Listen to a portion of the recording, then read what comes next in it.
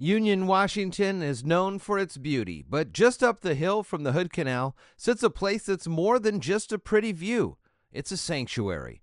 This is Sacred Waters Retreat, and this summer, something new is blooming. It's important to get our community up the hill to see this amazing place, and they can understand how magical it is.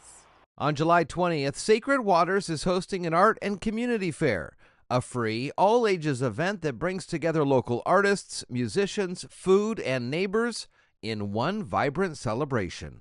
We've got a real variety of artists coming. Some people are you might be more familiar with that have shown in other art shows in the general area of Union, and there's some new additions as well. It's a pretty wide breadth of different mediums. But the fair is just the beginning, because this land, formerly known as Harmony Hill, has offered healing and hope for nearly 40 years. When you get to a place like this where you're looking at the mountains and the water and the flowers, it's pretty hard to not shed a lot of your stress. That big body of water behind you, the Hood Canal, that somehow is magical and brings people together in this community. And it's all about that water and just the magic of everything that happens here around the canal, between music, art, creativity in general. Now, under new stewardship, the property has become the Sacred Waters Retreat, a place that's open to everyone. Kind of miraculous, actually. The Nordstrom family owned this property and for years generously allowed Harmony Hill to exist. But they decided it was time to let go of the property, and so they put it up for sale, and they allowed us to have the time to figure out if we could buy it. This is the Episcopal Church next door that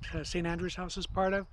And through some really generous donations, we were able to purchase this land. It's completely miraculous, actually. The spirit of the place lives on through retreat leaders like Denise Carrico, whose help guided thousands through yoga, meditation, and grief support.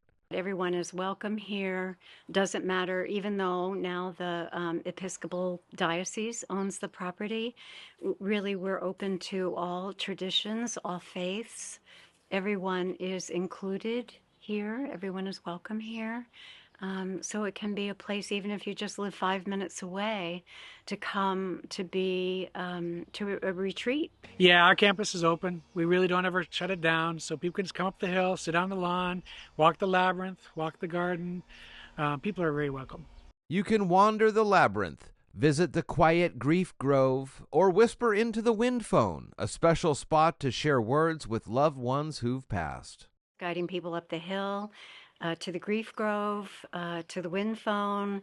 I also lead Labyrinth walks, sort of models walking really inside yourself, taking time to the center of the Labyrinth really is a metaphor for coming home to yourself. And it's not just for retreats. Volunteers help maintain the gardens. Locals are invited to walk the grounds, enjoy lunch, or simply sit and reflect. We really want to have local people here because we have the space to be able to do events and concerts and art fairs and things like that. That's exciting to me because I don't like being a little secret. I want to be part of the community. Because Sacred Waters is more than a retreat, it's a living part of the community, a place to reconnect, restore, and create something new, which makes it hard to find one favorite spot. There's hiking. There's trees, there's flowers, there's bees, there's birds, there's a yurt, there's a labyrinth, there's a garden, there's mountains, there's water. So it's all my favorite. Sacred Waters isn't just a place to visit, it's a place to belong. So come for the Art and Community Fair on July 20th, or come any day the gates are open. Walk, reflect, create, connect. Sacred Waters is waiting.